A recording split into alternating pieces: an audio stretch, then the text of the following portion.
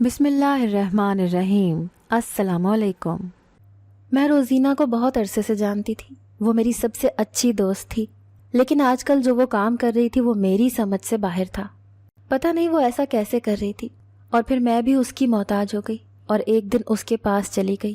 جب اسے اپنا مسئلہ بتایا تو اس نے کہا کہ فکر نہیں کرو، سب ٹھیک ہو جائے گا، لیکن اس نے مجھے ایک ایسی بات کہی کہ میرے قدموں تلے سے زمین نکل گئی اور میں اپنی زندگی کی سب سے بڑی کشمکش میں پھنس گئی۔ لیکن مجھے کوئی نہ کوئی فیصلہ ضرور کرنا تھا۔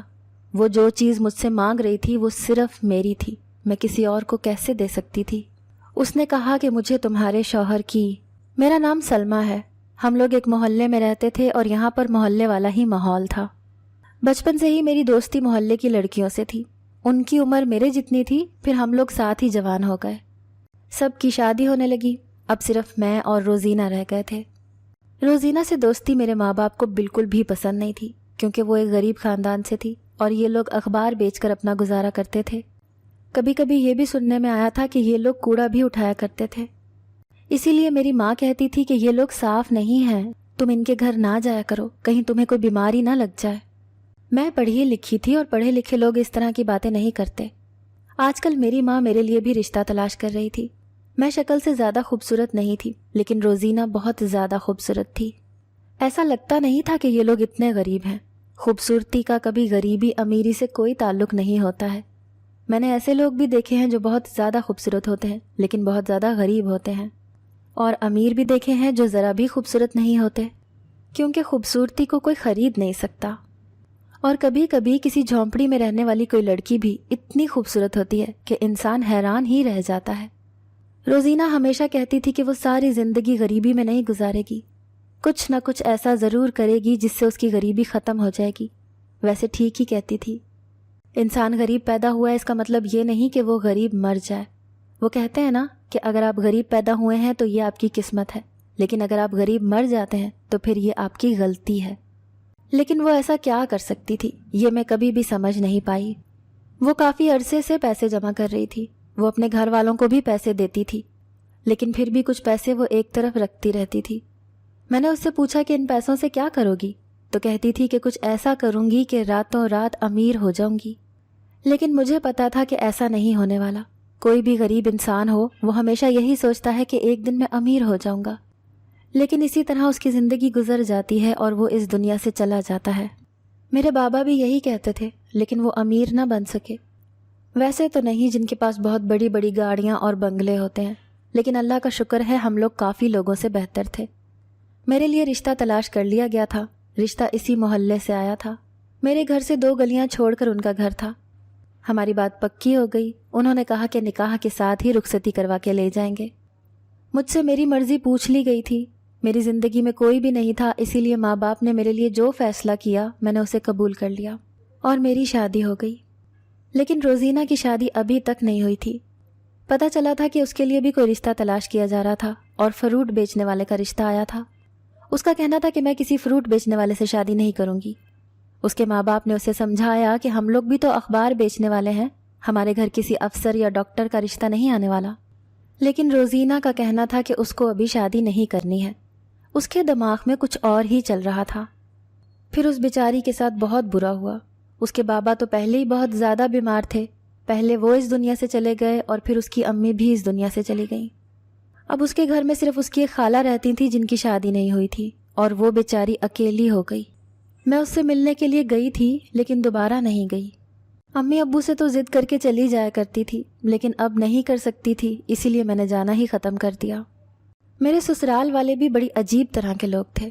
انہوں نے ہم سے جھوٹ بولا تھا کہ گھر ان کا اپنا ہے، جبکہ گھر ان کا اپنا نہیں تھا، اور اب اس گھر کا مکان مالک اس کو بیچنا چاہتا تھا۔ اسی لیے میری ساس نے محلے میں گھر دیکھ لیا تھا جس کو وہ کرائے پر لینے کی بات کر رہی تھی۔ جس گھر میں ہم ابھی رہتے تھے یہ گھر بہت اچھا تھا، مجھے یہ گھر بہت اچھا لگتا تھا۔ یہاں پر جو میرا کمرہ تھا اس کے سامنے بالکنی تھی، لیکن مالک مکان نے کہا کہ اس نے گھر بیچ دیا ہے۔ میری شادی کو 3 سال ہو گئے تھے اور میری کوئی اولاد نہیں تھی۔ اس گھر میں میں 3 سال تک رہی تھی۔ اس گھر میں میری کافی ساری یادیں تھیں۔ اللہ کا کرم ہے کہ میرا شوہر اچھا تھا، وہ میرا بہت زیادہ خیال رکھتا تھا۔ میری ساس بھی کوئی اتنی بری نہیں تھی، لیکن اولاد کی بات پر اکثر اس کی زبان سے کچھ نہ کچھ نکل جاتا تھا۔ ہم کو یہ گھر چھوڑنا پڑ گیا اور اب ہم جس گھر میں گئے وہ بہت ہی زیادہ برا تھا، لیکن اس کا کرایہ پرانے گھر کے برابر تھا۔ کیونکہ مہنگائی بہت زیادہ بڑھ گئی تھی، شوہر کا کہنا تھا کہ کرایہ زیادہ ہو گیا تو مشکل ہو جائے گی، اسی لیے ہمیں ایسا ہی گھر چاہیے تھا جو اسی کرائے میں پورا ہو جائے، پر یہ گھر بہت ہی زیادہ برا تھا۔ میں نے کہا کہ جس نے بھی وہ گھر خریدا ہے کتنا خوش نصیب ہے۔ میں بھی تو ہمیشہ یہی سوچتی تھی کہ کاش ہمیشہ کے لیے یہ گھر ہمارا ہو جاتا، اتنا صاف ستھرا بنا ہوا تھا۔ اور کچھ دن کے بعد مجھے پتہ چل گیا کہ وہ گھر کس نے خریدا ہے تو میرے قدموں تلے سے زمین نکل گئی، کیونکہ وہ گھر کسی اور نے نہیں بلکہ روزینہ نے خریدا تھا۔ میں حیران رہ گئی کہ محلے میں اخبار بیچنے والی لڑکی نے 37 لاکھ کا گھر کیسے خرید لیا۔ پتہ چلا کہ اس نے گھر کے پیسے نہیں دیے تھے، قسطوں میں خریدا تھا، لیکن اس گھر کا مالک تو بڑا ہی برا انسان تھا، اس نے اتنی بڑی سہولت روزینہ کو کیسے دے دی تھی۔ ساتھ یہ بھی پتہ چلا کہ مالک مکان کے گھر 2 جڑواں بچے پیدا ہوئے تھے اور ان کی بیوی کی طبیعت بہت خراب تھی، اسی لیے شاید وہ بہت زیادہ پریشان تھا اور ڈر کے مارے اس نے اس طرح کا کام کیا تھا کہ اسے کسی غریب کی بددعا نہ لگ جائے۔ یہ بات تو محلے میں بھی پھیلی ہوئی تھی، کیونکہ اس شخص کے محلے میں اور بھی کافی سارے مکان تھے جو اس نے سارے ہی کرائے پر دیے ہوئے تھے۔ میں نے اپنی ساس کو بتایا کہ جس نے ہمارا گھر خریدا ہے وہ میری وہی دوست ہے، تو وہ بھی حیران رہ گئیں۔ انہوں نے کہا کہ تو اپنی دوست سے ملنے کے لیے کیوں نہیں جاتی ہے؟ ظاہر ہے وہ امیر ہو گئی تھی تو میری ساس کہتی تھیں کہ میں اس کے ساتھ مراسم رکھوں، لیکن مجھے بہت ہی برا لگ رہا تھا، کیونکہ میں اتنے سال اس کے پاس نہیں گئی تھی اور ایک ہی محلے میں تو رہتے تھے۔ پھر سوچا کہ اسے یہ کہہ دوں گی کہ مجھ پر میرے سسرال والوں کا پریشر تھا، میں اس لیے نہیں آ پائی۔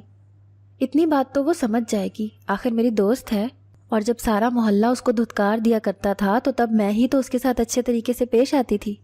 میں اس کے گھر چلی گئی اور اسے دیکھ کے حیران رہ گئی، وہ تو ماں بننے والی تھی۔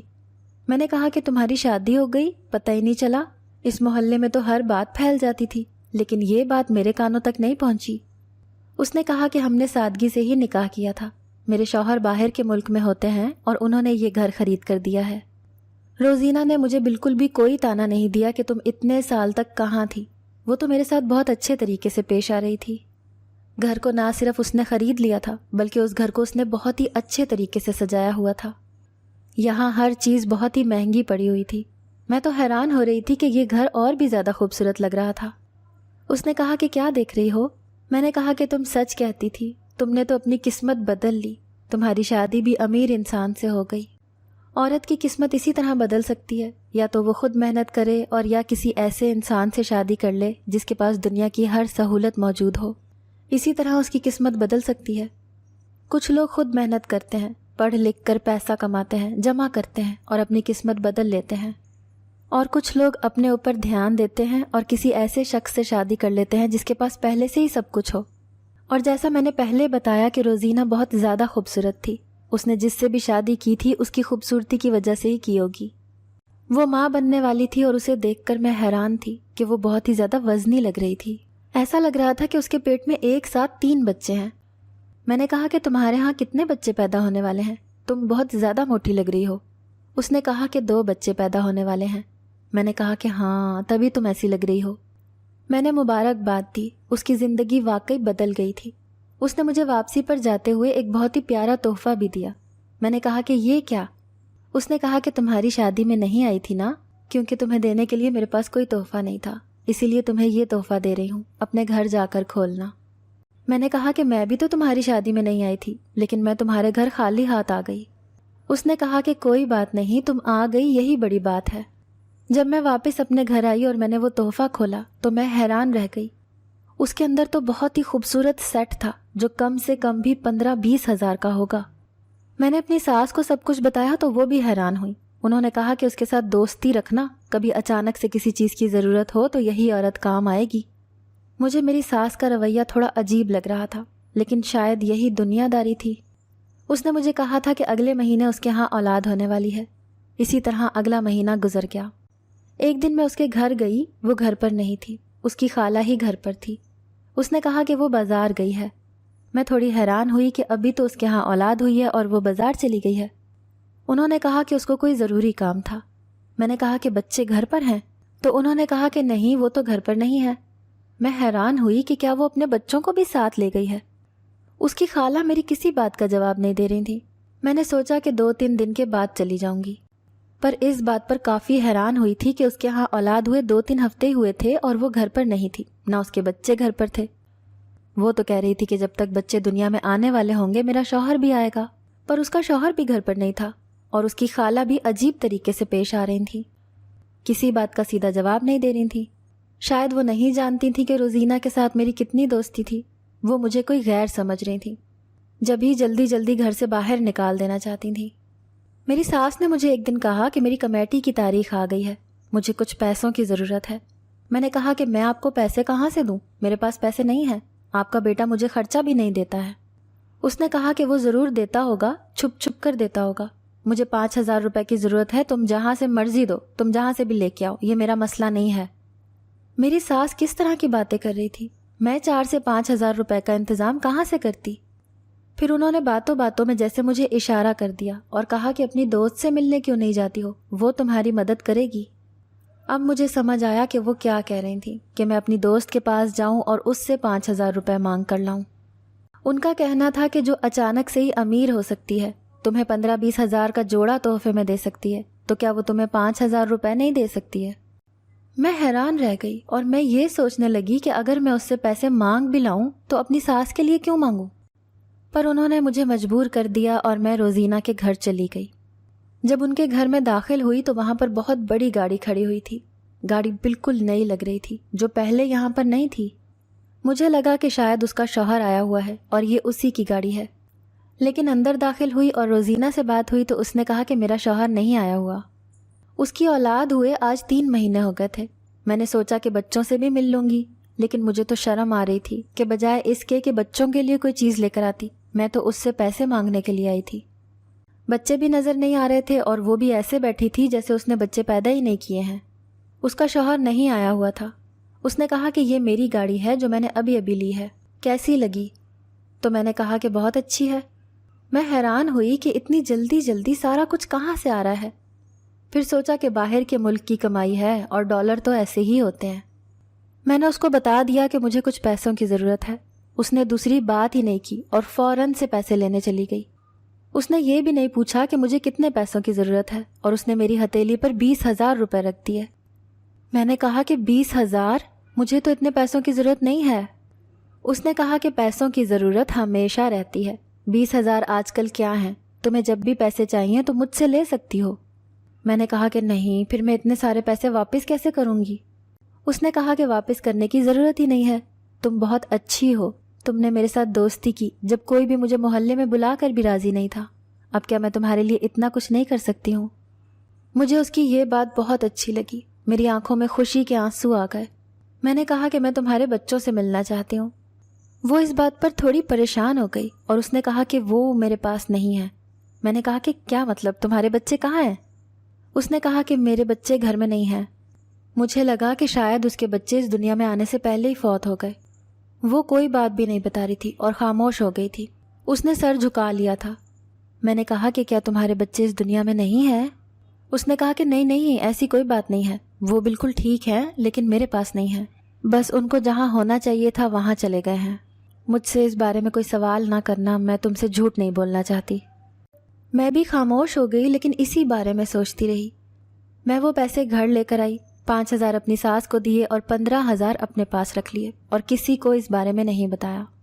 میں حیران تھی کہ یہ سب کچھ کیا ہو رہا تھا، روزینہ اتنے سارے پیسے کہاں سے لا رہی تھی، اور اس کے بعد بھی وہ مجھے اکثر پیسے دیتی رہتی تھی اور میری مدد کرتی رہتی تھی۔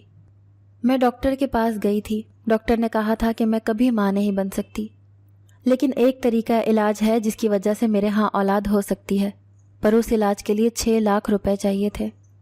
مجھے ابھی تک روزینہ تحائف کی مد میں کافی سارے پیسے دے چکی تھی۔ میں نے سوچا کہ کیوں نہ اسے کہوں کہ وہ مجھے پیسے نہیں دے، بس میرا علاج کروا دے تو سب کچھ ٹھیک ہو جائے گا اور میں اس کو پیسے آہستہ آہستہ واپس کر دوں گی۔ اس لیے میں اس سے بات کرنے کے لیے اس کے گھر چلی گئی، لیکن جب میں نے اس کو دیکھا تو میں حیران رہ گئی۔ وہ پھر سے ماں بننے والی تھی، جبکہ ابھی اس کے بچے اس دنیا میں آئے ہوئے 4 مہینے ہوئے تھے، لیکن اس کا شوہر تو یہاں پر آیا نہیں تھا، پھر وہ ماں کیسے بن سکتی تھی؟ اس کو دیکھ کے کوئی بھی بتا سکتا ہے کہ وہ ماں بننے والی ہے۔ میں بھی حیران رہ گئی اور اسے بھی پتہ چل گیا کہ مجھے سب کچھ پتہ چل گیا ہے۔ میں نے کہا کہ دیکھو، میں تمہارے بارے میں پہلے ہی بہت زیادہ تجسس میں ہوں. لوگ کہتے ہیں کہ تم نے اپنے ساتھ کچھ کیا ہے، کوئی آپریشن کروایا ہے. مجھے بتا دو کیا مسئلہ ہے تمہارا شوہر تو یہاں پر آیا نہیں، پھر یہ بچے کس کے ہیں؟ اس نے کہا کہ تم یہ بات کسی کو نہیں بتانا. مجھے ایسا لگا کہ شاید اس کا کسی کے ساتھ کوئی تعلق ہے، لیکن میرے دل میں یہ سوال بھی تھا کہ پہلے 2 بچے کہاں ہیں. میں کافی حیران تھی. میں نے اسے کہا کہ اگر تمہارا کسی کے ساتھ کوئی تعلق ہے تو میں تمہارے لیے ویسے بھی کچھ نہیں کر سکتی، تمہاری مدد کے لیے بھی کچھ نہیں کر سکتی، اور تمہارے خلاف بھی کچھ نہیں کروں گی. لیکن تم نے 2 بچے پیدا کیے، اگر تم ان 2 بچوں میں سے ایک بچہ مجھے دے دیتی تو میں تمہیں ہمیشہ دعا دیتی. تمہیں تو پتہ ہے کہ میری شادی کو 4 سال ہونے والے ہیں، لیکن ابھی تک میرے ہاں کوئی اولاد نہیں ہے. کم سے کم مجھے دے دیتی. اب مجھے کوئی ایسی بات نہ بتا دینا جو میں برداشت نہ کر پاؤں. پتہ نہیں تم نے ان بچوں کو کہاں بھیج دیا ہے. روزینہ نے کہا کہ تم مجھے ایسا سمجھتی ہو؟ کیا میں تمہاری دوست ہوں تو کیا تم مجھے جانتی نہیں ہو؟ وہ بچے جہاں بھی ہیں وہ خیریت اور عافیت سے ہیں، بلکہ اس سے بھی زیادہ اچھے ماحول میں ہیں. اور ابھی جو بچہ میرے پاس ہے وہ بھی کسی ناجائز تعلق کی وجہ سے میرے پاس نہیں آیا ہے. میں نے کہا کہ پھر یہ سب کچھ کیا ہے؟ تمہیں پتہ ہے سارے محلے والے تمہارے بارے میں عجیب و غریب قسم کی باتیں کرتے ہیں. میری ساس تو لالچی عورت ہے، لیکن جب میری ماں کو پتہ چلا کہ میں پھر سے تمہارے گھر جانے لگی ہوں تو انہوں نے مجھے منع کیا. ان کا کہنا تھا کہ پہلے تو وہ غریب تھی، لیکن اب وہ اچانک سے امیر ہو گئی ہے اور نہ جانے کس طرح سے امیر ہوئی ہے، اسی لیے تم اس کے گھر آنا جانا بند کر دو. یہ تو میری ساس ہے جو مجھے زبردستی بھیج دیتی ہے، اور میں خوشی خوشی آ جاتی ہوں کیونکہ کم سے کم مجھے منع تو نہیں کرتی. روزینہ نے کہا کہ تمہیں ساری بات بتانی پڑے گی. تم تو نہ جانے میرے بارے میں کیا سوچتی ہو، لیکن یہ بات کسی کو بھی نہ بتانا. اس کا کہنا تھا کہ وہ لوگوں کے بچے پیدا کر کے اس کام کے پیسے لیتی ہے، اور ایک بچہ پیدا کرنے کے لاکھوں روپے لیتی ہے. مجھے اس چیز کا پتہ تھا، اور یہ پوری دنیا میں ہو رہا ہے. اس کو سروگیسی کہتے ہیں، لیکن مجھے یہ نہیں پتا تھا کہ میری اپنی دوست یہ سب کچھ کر رہی ہوگی. اس نے کہا کہ میرے ہاں ہمیشہ سے ہی جڑواں بچے پیدا ہوتے ہیں، کیونکہ میرے پاس 2 بچے دانیاں ہیں. میں حیران رہ گئی. میں نے کہا کہ یہ سب کیسے؟ اس نے کہا کہ میں کچھ پیسے جمع کر رہی تھی، تمہیں یاد ہے نا؟ میں نے کہا کہ ہاں. اس کا کہنا تھا کہ میں ان پیسوں سے کوئی کاروبار کرنا چاہتی تھی، لیکن اچانک سے میری طبیعت خراب ہو گئی اور میں ہسپتال پہنچ گئی. وہ پیسے میرے علاج پر لگ گئے، اور مجھے ڈاکٹر نے بتایا کہ میرے اندر پیدائشی طور پر ہی 2 بچے دانیاں ہیں. یعنی میں جب بھی بچے پیدا کروں گی تو میں 2 بچے ہی پیدا کروں گی. لیکن یہ بات اتنی بھی اچھی نہیں تھی. ایسے میں اگر کسی سے میری شادی ہو جاتی اور میرے 2 بچے پیدا ہوتے تو ہم اتنے سارے بچوں کو کیسے پالتے؟ اسی لیے میں نے شادی نہیں کی، اور اسی ڈاکٹر کے کہنے پر میں اس طرف آ گئی. میں نے ابھی تک کافی سارے بے اولاد جوڑوں کی مدد کی ہے، اور جو اس گھر کا مالک مکان تھا نا، اس کے ہاں بھی اولاد نہیں تھی. اس کے ہاں بھی 2 جڑواں بچے پیدا ہوئے تھے جو میں نے اسی طریقے سے پیدا کیے ہیں.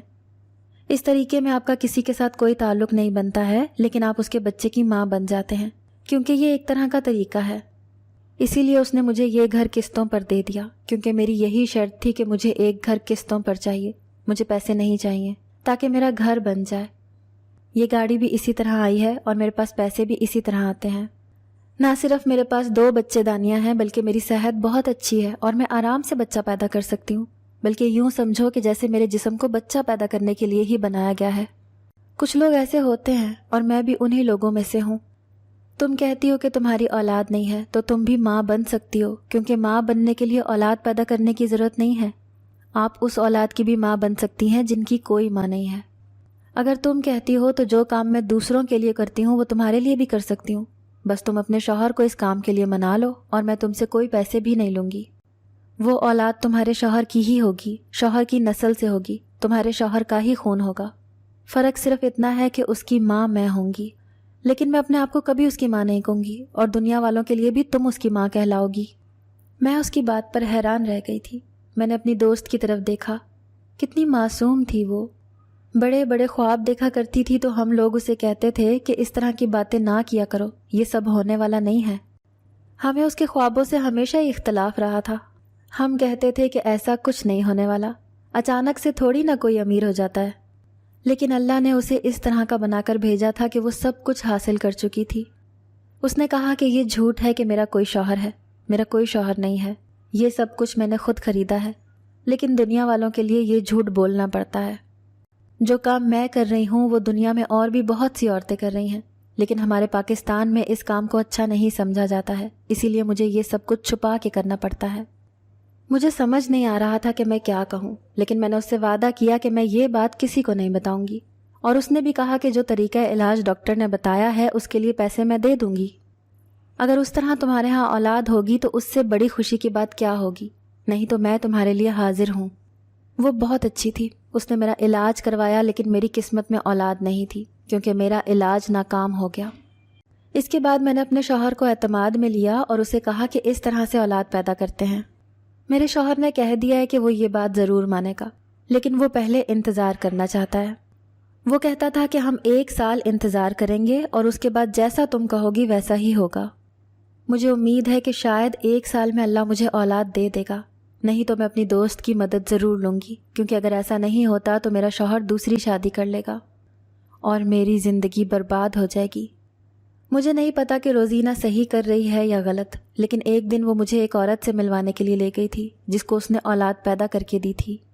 وہ عورت روزینہ کے آگے پیچھے ایسے پھر رہی تھی کہ جیسے وہ کوئی پیر ہے۔ اس کا کہنا تھا کہ اسے جینے کی وجہ مل گئی ہے، اس کی زندگی بدل گئی ہے، اس کا رشتہ بچ گیا ہے، اور اللہ نے اسے اولاد دے کر ماں بنا دیا ہے، کیونکہ پیدا کرنے والی اور پالنے والی دونوں ماں ہی بہت زیادہ محنت کرتی ہیں۔ میں نے روزینہ سے پوچھا کہ تمہیں عجیب نہیں لگتا؟